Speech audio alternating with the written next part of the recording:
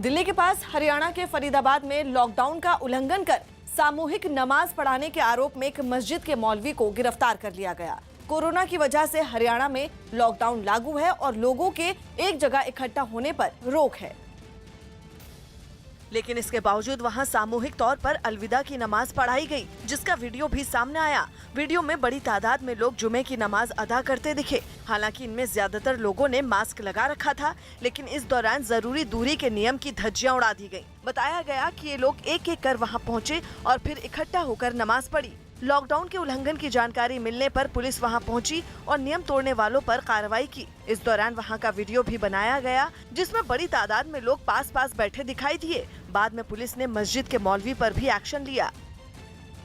दिल्ली में कोरोना के मामलों में गिरावट दर्ज की गई है। पिछले 24 घंटों में दिल्ली में 17,364 नए मामले सामने आए, जबकि कोरोना से मौत का आंकड़ा आज भी 300 के पार जा रहा है। कोरोना की वजह से 332 लोगों ने अपनी जान गंवाई। वहीं 20,160 मरीज कोरोना को मात देने में कामयाब हुए। दिल्ली में अब तक 12,03,253 मरीज ठीक हो चुके हैं। दिल्ली में कोरोना पॉजिटिविटी रेट में भी गिरावट देखने को मिली है, जहां संक्रमण दर 23.34% रहा। आम आदमी पार्टी विधायक राघव चड्ढा ने दिल्ली को सुप्रीम कोर्ट के आदेश के मुताबिक ऑक्सीजन नहीं मिलने की बात कही।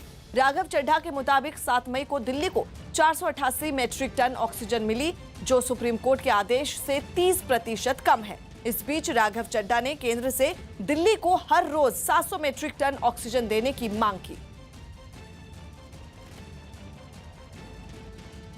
मैं एक बार हाथ जोड़कर केंद्र सरकार से ये मांग करना चाहूँगा कि केवल एक दिन नहीं, हफ्ते में एक दिन नहीं, हफ्ते में 7 दिन अगर आप 700 मैट्रिक टन, कम से कम 700 मैट्रिक टन हमें मुहैया कराते हैं, तो ही दिल्ली के अस्पतालों में जितने बेड्स हैं उनको पर्याप्त मात्रा में ऑक्सीजन मिल पाएगी। ये जो ऑक्सीजन सप्लाई आपने करनी है, ये एक व्यवस्थित तरीके से, नियमित तरीके से, एक सर्टेनिटी, रेगुलरिटी के साथ निरंतर रूप से आप करें, ऐसा हम आपसे अनुरोध करते हैं। इस वक्त देश एक ऐसे दौर से गुजर रहा है जहां दूर दूर तक सिर्फ मुसीबतें ही दिखाई दे रही हैं। इन मुश्किल भरे हालात के बीच देश के वैज्ञानिकों ने एक ऐसी चमत्कारी दवा बनाने का दावा किया है, जो न सिर्फ कोरोना मरीजों की ऑक्सीजन पर निर्भरता को कम करेगी, बल्कि महज 7 दिन के भीतर कोरोना के मरीज ठीक होकर अपने घर जा सकेंगे। आइए आपको दिखाते हैं DRDO की वो रामबाण दवा की कहानी, जिसकी चर्चा इस वक्त पूरी दुनिया में हो रही है।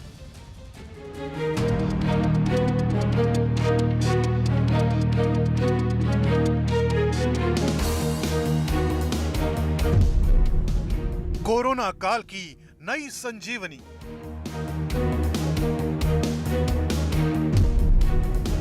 भारतीय वैज्ञानिकों को बड़ी कामयाबी।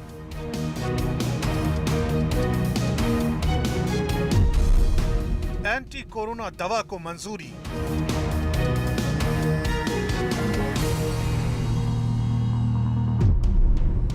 सात दिन में कोरोना के खात्मे का दावा।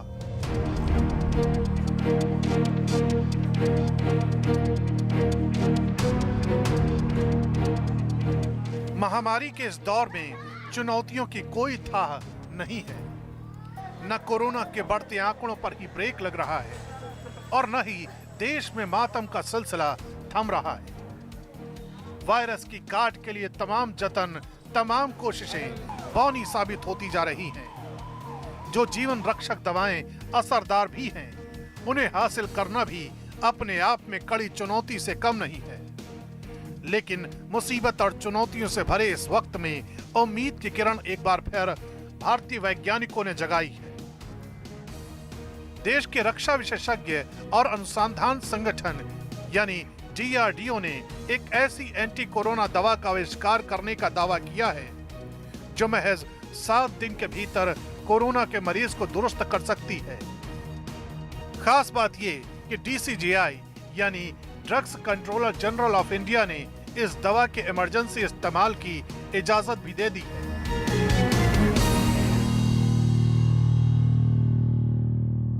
फेज 3 क्लिनिकल ट्रायल में हमने लार्ज नंबर पेशेंट्स पे इस ड्रग को टेस्ट किया। और हमें बेसिकली मिला कि बहुत large proportion of patients are coming out of oxygen much faster as compare to standard of care arm. ऐसा नहीं है कि देश के वैज्ञानिकों ने इस एंटी कोरोना दवा का आविष्कार महज चंद दिनों के भीतर ही कर लिया है। डीआरडीओ ने जिस एंटी कोविड दवा बनाने का दावा किया है उसकी कहानी कोई अभी की नहीं है। इस पूरे अभियान को जानने के लिए हमें चलना पड़ेगा साल 2020 में, क्योंकि इसी साल मार्च में देश में पहला कोरोना का मरीज सामने आया था और अप्रैल के महीने से ही डीआरडीओ ने कोरोना के खिलाफ एक कारगर दवाई बनाने का काम शुरू कर दिया था। यानी वैज्ञानिकों को इस दवा का आविष्कार करने में पूरा 1 साल का वक्त लगा है। दावा किया जा रहा है कि न सिर्फ इस दवा के अब तक के नतीजे चौंकाने वाले रहे हैं, बल्कि जिन जिन चरणों से होकर ये दवा अभी तक गुजरी है, उन चरणों में भी दवा के सकारात्मक नतीजे ही सामने आए हैं। क्लिनिकल ट्रायल्स हमारे शुरू हुए मई 2020 में और फेज़ 2 क्लिनिकल ट्रायल्स मई 2020 से लेकर के और अक्टूबर 2020 तक चले, जिसमें कि बहुत अच्छे हमारे को इसके रिजल्ट्स मिले हैं, जिसमें पेशेंट्स को कोविड-19 पेशेंट्स को ये ड्रग देने पे काफ़ी अच्छा फ़ायदा हो रहा है। ये दवा डीआरडीओ के institute of nuclear medicine and allied sciences और Hyderabad centre for cellular and molecular biology ने साथ मिलकर तैयार की है। इस दवा को अभी 2-डिऑक्सी डी ग्लूकोज 2DG नाम दिया गया है। इस दवा के दौरान पाया गया कि ये मॉलिक्यूल वायरस के खिलाफ बेहद प्रभावी ढंग से काम करती है।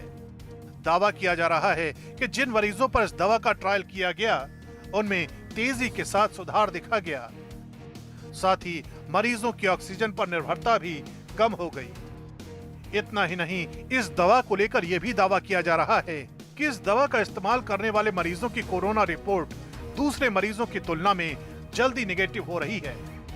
यानी इस दवा के इस्तेमाल के बाद मरीज जल्दी ठीक हो रहे हैं। यही वजह है कि अब इस दवा को बनाने की जिम्मेदारी जानी मानी कंपनी डॉक्टर रेड्डीज के कंधों पर सौंपी गई है।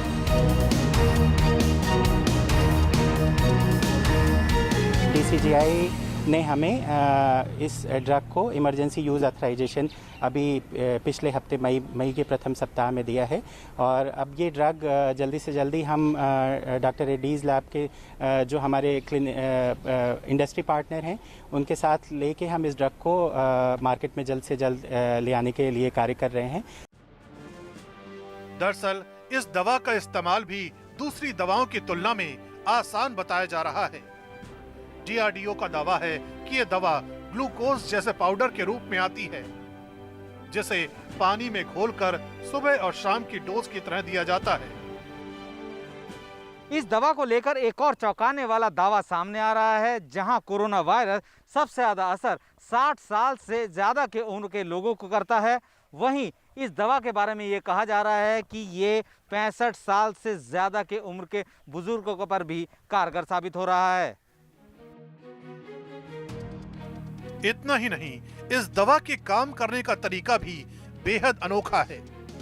ये दवा उन कोशिकाओं में जमा हो जाती है जिन पर कोरोना का असर होता है, जिसके बाद वायरल सिंथेसिस और एनर्जी प्रोडक्शन कर ये वायरस को बढ़ने से रोकती है। इस दवा की खास बात यह है कि ये वायरस से प्रभावित हुई कोशिकाओं की पहचान करती है। ये दवा ऐसे वक्त में बेहद कारगर साबित हो सकती है जब देश में कोरोना मरीजों की तादाद बेहद तेजी के साथ बढ़ रही है और मरीजों को ऑक्सीजन की जरूरत पड़ रही है। दूसरी दवाओं से जहां मरीजों के ठीक होने में वक्त लग रहा है, वहीं इस दवा से मरीज महज 7 दिन के भीतर दुरुस्त होने का दावा किया जा रहा है। इस दवा की प्रयोग विधि भी बहुत आसान है और ये पाउडर के फॉर्म में आती है, जैसे ग्लूकोज है वैसे ही पाउडर के फॉर्म में आती है और इसको पानी में घोल के और पेशेंट्स को आराम से दिया जा सकता है। और ये दवा सुबह और शाम 2 डोज पेशेंट्स को दी जाएगी और इसका ड्यूरेशन लगभग 7 दिन है। पेशेंट्स में 7 दिन तक ये दवा दी जाएगी। जाहिर है कोरोना के खिलाफ तैयार हुई इस नई संजीवनी का इंतजार हर किसी को है, क्योंकि असली नतीजे उसी वक्त पता चलेंगे जब अस्पताल में जिंदगी और मौत के बीच झूल रहे मरीजों के लिए ये दवा जीवनदायिनी साबित होगी।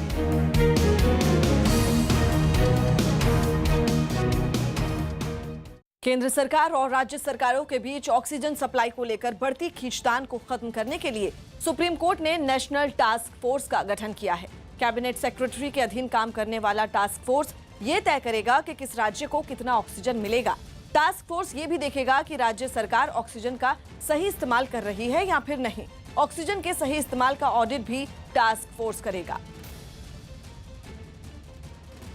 न्यूज 18 लगातार कोरोना काल के गिद्धों को बेनकाब कर रहा है। कोरोना को जरिया बनाकर ऑनलाइन ठगी करने वाले गिरोह का सच हम आपको दिखा रहे हैं, लेकिन अब एक ऐसी हकीकत दिखाने जा रहे हैं जो आपको सोचने पर मजबूर कर देगी कि कैसे कुछ लोग इस आपातकाल में अपना ईमान बेच चुके हैं। कोरोना से जूझते मरीज को क्या चाहिए? ऑक्सीजन, दवाइयां और एम्बुलेंस। लेकिन सच तो ये है कि मरीजों के तीमारदारों को ये तीन चीजें बड़ी कीमत पर देकर हासिल करनी पड़ रही हैं। खासतौर पर एम्बुलेंस के लिए तो लोगों को पापड़ बेलने पड़ रहे हैं। 250 किलोमीटर के लिए एम्बुलेंस चालक जरूरतमंदों से 80,000 रुपए किराया वसूल रहे हैं। यकीन नहीं आता तो देखिए हमारी ये एक्सक्लूसिव रिपोर्ट।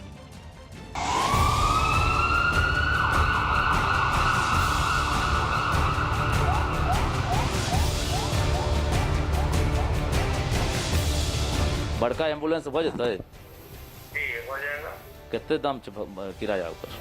50,000 रुपया चार्ज होगा। 50,000 रुपया चार्ज होगा। कोरोना से त्राहिमाम मचा है। वायरस इंसान के फेफड़ों पर हमला कर रहा है।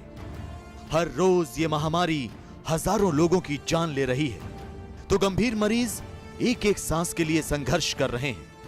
कोरोना के मरीजों के लिए ऑक्सीजन और एम्बुलेंस सबसे बड़ी जरूरत बन गई है। लेकिन अफसोस की सबसे बड़ी जरूरत के लिए मरीजों के तीमारदारों से मोटी रकम वसूली जा रही है। प्राणवायु यानी ऑक्सीजन के लिए तो जेब ढीली करनी पड़ ही रही थी, अब एम्बुलेंस के लिए भी हजारों रुपए देने पड़ रहे हैं। कोरोना काल में लगातार शिकायतें मिल रही है कि निजी एम्बुलेंस संचालक कोविड मरीज और उनके परिजनों से मनमाने ढंग से किराया वसूल रहे हैं, यानी आपदा में भी अवसर नहीं छोड़ रहे हैं। तो न्यूज 18 आज यही खुलासा करेगा कि आखिर निजी एम्बुलेंस संचालक किस कदर मनमानी कर रहे हैं।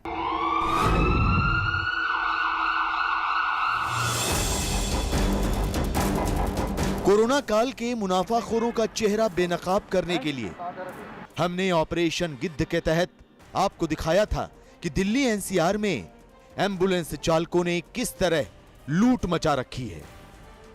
तो आज हम आपको बिहार का हाल भी दिखाएंगे, जहां आपदा में अवसर तलाशने वाले गिद्धों की कमी नहीं है। हमरा सीरियस से पेशेंट तो भागलपुर में हॉस्पिटल छोटा एडमिट करे आईसीयू में, कोविड मरीज बड़का गाड़ी भर जते तो कते दिया पड़ते तो जल्दी बता दे। 40,000 रुपया लगते। हमारी स्पेशल इन्वेस्टिगेटिव टीम ने सबसे पहले एम्बुलेंस सर्विस देने वाली एजेंसियों का पता ढूंढना शुरू किया। बहुत जल्द हमारी टीम को एम्बुलेंस एजेंसी की एक लंबी लिस्ट मिली, जिसके बाद हमने एक एक कर उन्हें खंगालना शुरू किया। हमारे अंडरकवर रिपोर्टर ने मरीज का परिजन बनकर इन एजेंसियों को कॉल करना शुरू किया। हमने सबसे पहले शक्तिमान एम्बुलेंस सर्विस को कॉल किया और जो सच्चाई हमारे सामने आई उसे सुनकर आप भी दंग रह जाएंगे। शक्तिमान से बजे छो भागलपुर ले जाए छे गाड़ी पेशेंट के लोग कहाँ से? एनएमसीएस भागलपुर ले जाते हैं। हाँ भागलपुर ले जाए छे। तोहर नंबर एगो एम्बुलेंस वाला से मिल रहे हैं भागलपुर यहाँ एनएमसीएच में। तो हमरा पेशेंट का ऑक्सीजन तब उतर जेते अब ओठा से ऑक्सीजन हमरा सीरियस से पेशेंट तो भागलपुर में हॉस्पिटल छोटा एडमिट करे आईसीयू में, कोविड मरीज बड़का गाड़ी भर जते तो कत्ते दिया पड़ते तो जल्दी बता दा। ऑक्सीजन 40,000 रुपये लगते 40,000 लगता है। जी। कथी का वो अथी वाला वेंटिलेटर वेंट वाला एम्बुलेंस ना, आए? वेंट वाला एम्बुलेंस में चाहिए। हाँ हाँ वेंट वाला। हाँ तो वेंट वाला 40,000 लग जाता है। जी। कम सम नहीं होता है। पटना से भागलपुर की दूरी लगभग 250 किलोमीटर है, लेकिन 250 किलोमीटर की दूरी तय करने के एवज में शक्तिमान एम्बुलेंस सर्विस ने हमारे अंडर कवर रिपोर्टर से पूरे 40,000 रुपए मांगे। लेकिन आपको यह जानकर हैरानी होगी कि शक्तिमान एम्बुलेंस सर्विस ने तो बहुत कम पैसे मांगे थे। जी हां, हमने पटना से संचालित होने वाले नालंदा एम्बुलेंस सर्विस को कॉल किया और यहां जो हमें सुनने को मिला उससे तो हमारे पैरों के नीचे से जमीन ही खिसक गई। कौन हॉस्पिटल से जाना है? एनएमसीएच से भागलपुर। NMCH से। हाँ तो पेशेंट छे अभी वेंटिलेटर पर नहीं छे, लेकिन वहाँ भागलपुर ओकरा लो जाए सीरियस छे, ओकरा वेंटिलेटर पर डालबे ओठा भागलपुर में। तो ऑक्सीजन चाहिए ना सर? बड़का वाला एम्बुलेंस अगर दे देबो तो चल जेते। वेंट वाला? हाँ अच्छा ठीक है, हम बात करके बताते हैं। तो बात करके कत्ते देर में, तो जल्दी में छिए हम तो कुछ जल्दी में कहाँ से हो जाए? कत्ते ओकर किराया कत्ते छे ओकर? हाँ? किराया कत्ते दिया पड़ जेते? कम से कम 80 पड़ जाएगा। 80,000 पड़ जाता है वेंटिलेटर वाला क्या? हाँ। तो कुछ कम सम कह दो ना, आधा घंटा में लो जाबे। ठीक है, बात ड्राइवर से पहले बात करते हैं। 40 में नहीं होता? 40 में बात करते हैं ड्राइवर से। Hello hello. यानी नालंदा के संचालक ने जो कहा आप भी सुनकर हैरान हो गए होंगे, क्योंकि 40 नहीं, 50 नहीं, 60 नहीं, 70 नहीं, बल्कि नालंदा एम्बुलेंस ने तो सीधा किराया 80,000 बता दिया। तो आप समझ सकते हैं कि एक तरफ मरीजों की जान जा रही है, परिजन लगातार अस्पताल में अधिकारियों के पास गुहार लगा रहे हैं कि कोई तो जान बचा दो। लेकिन जब मरीजों की हालत चिंताजनक हो जाती है, अस्पताल अगर बदलना पड़ जाता है, वेंटिलेटर की जरूरत पड़ती है, तो ऐसे ही एम्बुलेंस चालक के पास लोग फोन करते हैं। लेकिन फोन करने के बाद मजबूरी का कैसे फायदा उठाया जाता है ये आपने सुना। यानी नालंदा एम्बुलेंस सर्विस ने 80,000 रुपया किराया बताया। हम लगातार कहते रह गए कि कम कीजिए, कम कीजिए। उसने कम नहीं किया और फोन काट दिया। हमारी अंडरकवर टीम ने ये तो पता कर लिया कि बिहार में बड़ी एम्बुलेंस के लिए फिलहाल लोगों को मोटी रकम चुकानी पड़ रही है, लेकिन अभी छोटी एम्बुलेंस के किराए के फर्जीवाड़े का पता लगाया जाना बाकी था। लिहाजा हमने पटना एम्बुलेंस सर्विस के एजेंट को फोन किया। आप खुद सुनिए, बड़ी और छोटी एम्बुलेंस के लिए पटना एम्बुलेंस सर्विस ने हमसे कितने पैसे मांगे। बड़का वाला एम्बुलेंस चाहिए, लेकिन अच्छा बड़ा वाला में कथी कथी रहे छे? बड़ा रहेगा, ऑक्सीजन रहेगा आपका, वेंटिलेटर रहेगा, मॉनिटर रहेगा। अच्छा कितने किराया दे देबे ओकर बड़का के? बड़का किराया पड़ जाएगा आपका 43,000 रुपया। 45,000? 43,000। आए? भागलपुर खास जाना है ना, किधर जाना है? भागलपुर खास टाउने में जाए छे। भागलपुर खास जाना तो 43,000 रुपया पड़ जाएगा भैया। 43? हाँ। 35 में नहीं होता है? ना भैया 35 में नहीं होगा। छोटका छोटका छोटका है, लेकिन उसमें सिलेंडर ऑक्सीजन नहीं है भैया। अच्छा छोटका कितने पड़ जाते? छोटका का पड़ जाएगा 20,000 रुपया। छोटका के 20,000? हाँ। जाहिर है एम्बुलेंस के किराए का कोई तय पैमाना नहीं है। मौके का फायदा उठाने वाले गिद्ध मजबूर लोगों से मुंह मांगा किराया मांग रहे हैं। मरता क्या ना करता की तर्ज पर लोगों को इन शैतानों को पैसे देकर अपने परिजनों की जान बचानी पड़ रही है।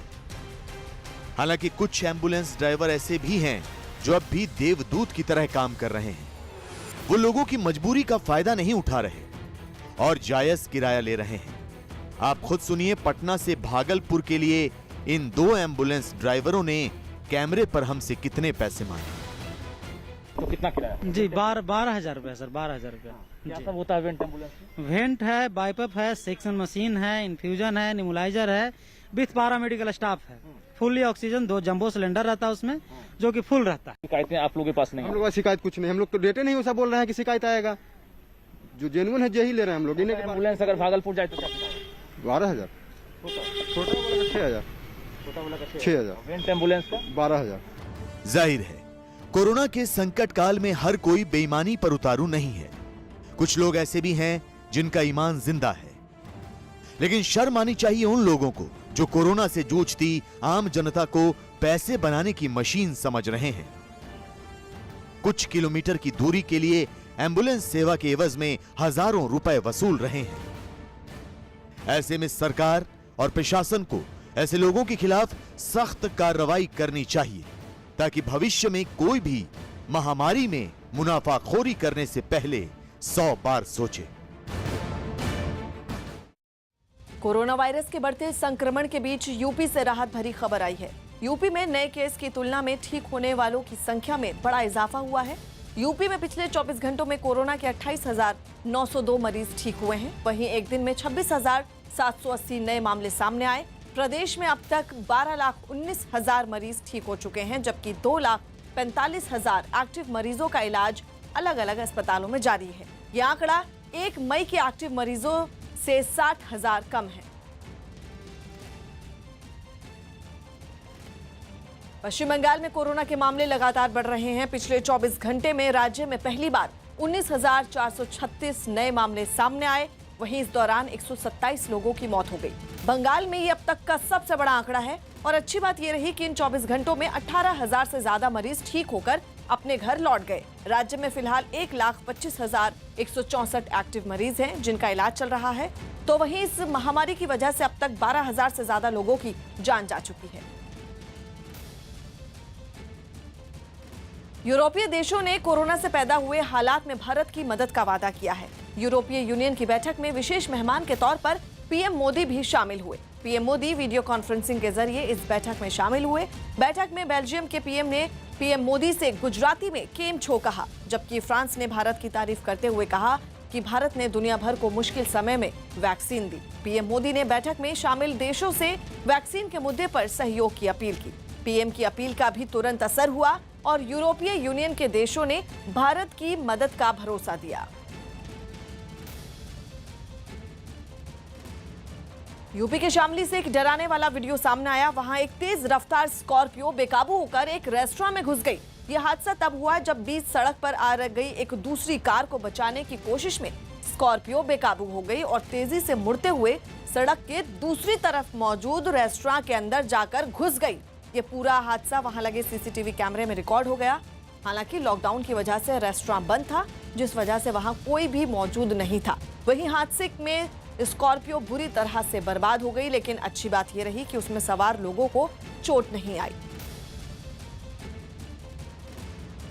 तस्वीर आपको दिखा रहे हैं कि किस तरह से ये हादसा हुआ और ये स्कॉर्पियो बेकाबू होकर एक रेस्टोरेंट में घुस गई। लेकिन अच्छी बात ये रही कि लॉकडाउन की वजह से रेस्टोरेंट खाली था, जिसकी वजह से ज्यादा नुकसान नहीं हुआ और स्कॉर्पियो में सवार जो लोग थे उनको ज्यादा चोटें नहीं आई।